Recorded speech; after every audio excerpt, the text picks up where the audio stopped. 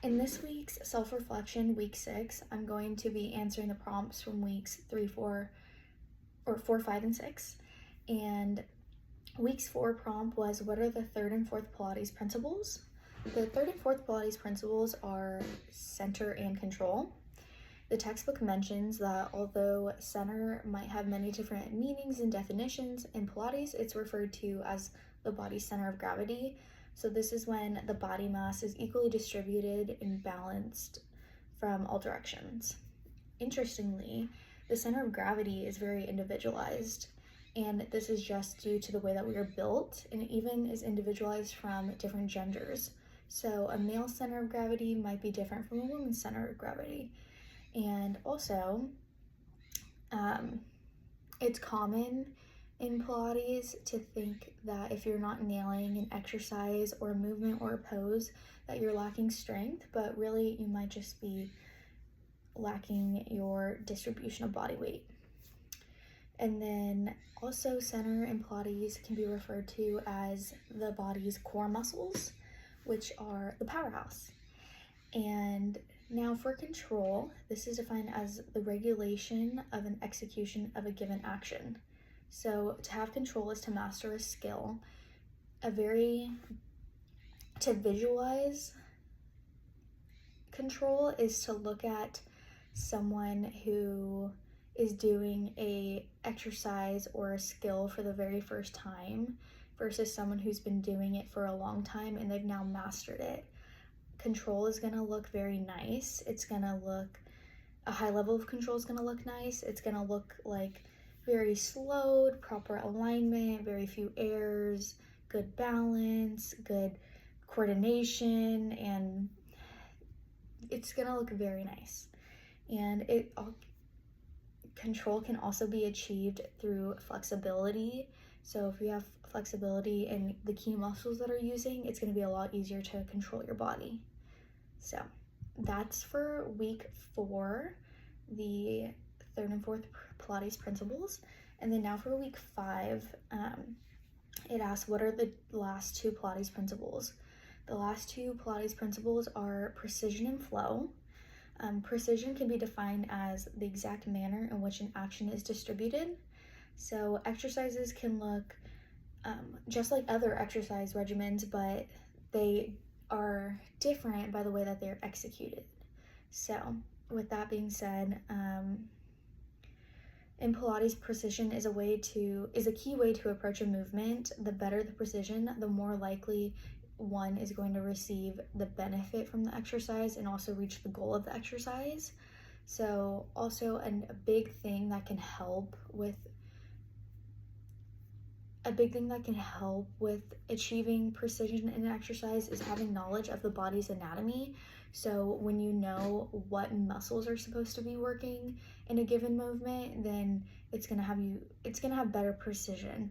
So I think, for an example, if I'm doing a plank, I know that my core muscles should be working rather than my spine, my back taking all of the impact from the plank. So having knowledge of the body's anatomy is precision. It's gonna help have better precision in Pilates.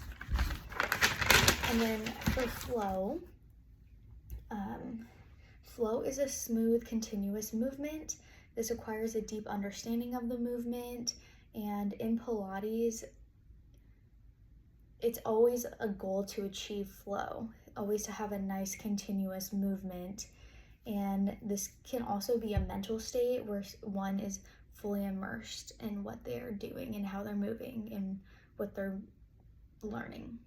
So that's for flow, and that's for week 5. And then now for week 6, we were asked to describe the mechanics of inhalation and exhalation, and also to describe breathing during the Pilates practice. Now I will have to read off my notes for this because there's a lot of terminology and anatomy, but the mechanics of inhalation begin with the diaphragm and the external intercostal muscles and when they contract.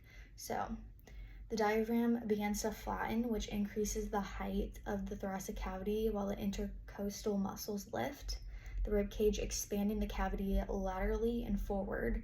This increases the thoracic volume, which lowers the pressure inside the lungs compared to the outside air, causing airflow into the lungs until the pressure equalizes. Lung expansion is aided by the pleural membranes covering the lung and chest wall. The airtight pleural space between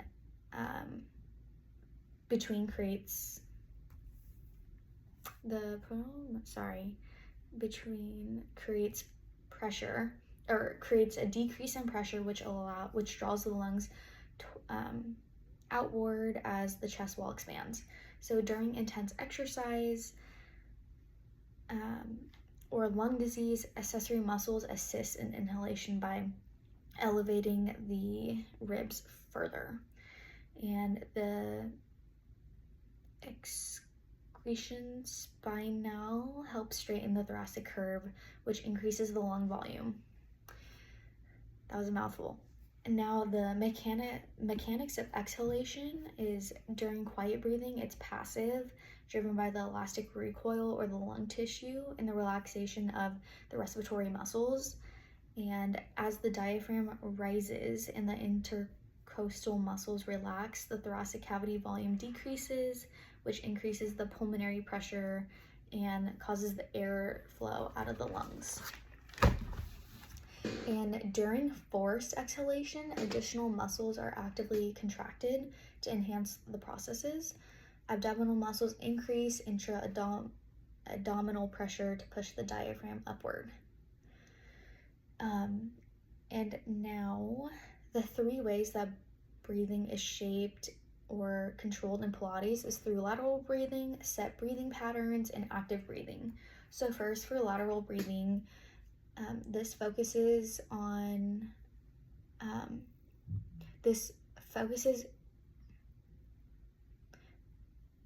expanding the ribcage while maintaining tension in the deep abdominal muscles in both inhalation and exhalation.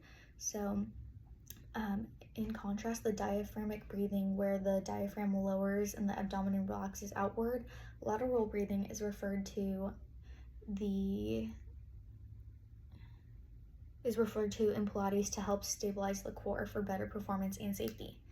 And now for breathing patterns, inhale and exhale. Pilates holds a specific breathing pattern. This is timed inhale and exhalation to prevent holding your breath in certain poses, and exhaling during exertion activates the transverse abdominis and helps establish the rhythm of exercises.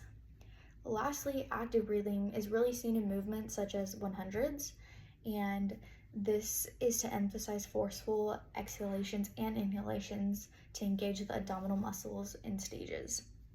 So this technique should be personalized.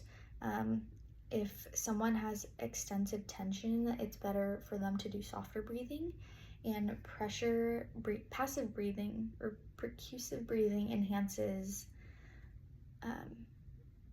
rhythm and dynamic movements without being forceful. That was a mouthful too.